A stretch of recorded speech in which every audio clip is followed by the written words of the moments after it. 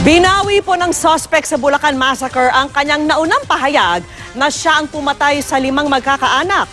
Git ng suspect, tinorture daw siya ng mga pulis, kaya siya napilitang akuin ang krimen. Nakatutok si Mariz Umali. Sinaksak ko po. Ang pag-amin na yan ng suspect sa Bulacan Massacre na si Carmelino Ibanez, binawi niya ngayong araw. Wala po akong kinalaman po doon. Saan? Sa binibintang po nila sa akin. Ano binibintang sa'yo? Yung pagpatay po doon sa mga tao. Sinong tao? Doon po sa masakar. Massacre? Wala po akong kinalaman po doon. Miling, walang nagbibintang sa'yo, ikaw ang umamin. Natakot lang po ako. Aniya, tinorture lang daw siya ng mga pulis para mapaamin sa kasalanang di naman daw niya ginawa. Dito po sa dibdib. Anong ginawa sa dibdib mo? Sinuntok po. Sinuntok ka rin ba sa likod? Tikmura lang. Binalot pa ako ng plastic sa ulo. Hindi na po ako makahinga. Parang maubusan po ako ng hangin sa katawan. Pinukpok din daw siya ng martilyo sa daliri sa kanang kamay. Ipinalo ba sa'yo o pinakita lang? Yung martilyo. Sa kamay po. Pinalo po. Pero hindi naman po bumakad. Pinapaamin po ako. Ipinakita niya sa amin kung saan ipinukpok di umano ang martilyo. Pati ang kanyang dibdib at tiyan kung saan daw siya sinuntok at sinikmuraan. Wala nang makikitang marka.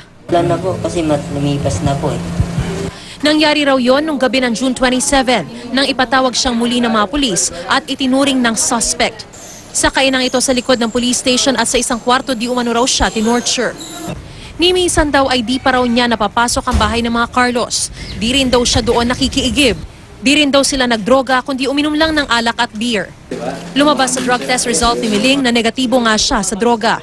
Hindi naman niya masabi kung may kinalaman ng mga dati niya isinangkot na sina Tony Garcia at Rolando Pasinos alias Ingo na natagpo ang patay nung Lunes. Ang kanyang bayaw na si Roosevelt Sorima alias Ponga, pinagbabaril naman ng riding in tandem kahapon. Pinabulaanan ng San Jose del Monte Police ang paratang na torture ni Miling. It is so absurd. Hindi po namin gagawin yun. Unang-una, nang siya ay nasa custody po namin. Actually, personally, I am the one taking care of him. So, it's impossible na siya po ay nagawan ng ganon. Hindi naman nababahala ang pulisya sa pabago-bagong pahayag ng suspect. Kahit pa siya ay suspect, we are expecting that, sabi ko nga, his statement now may change overnight. So hindi kami nagbabase ng aming kaso or yung future ng aming kaso on his sworn statement or his confession. Hinihintay pa sa ngayon ang resulta ng DNA test sa mga ebidensyang kanilang nakalap sa crime scene na siyang magiging mas matibay daw na basehan ng kanilang kaso laban sa suspect na si Miling at kung sino-sino pa ang ibang posibleng sangkot sa krimen. Mula rito sa San Jose del Monte, Bulacan, Mariz Umali, Naktutok, 24 Oras.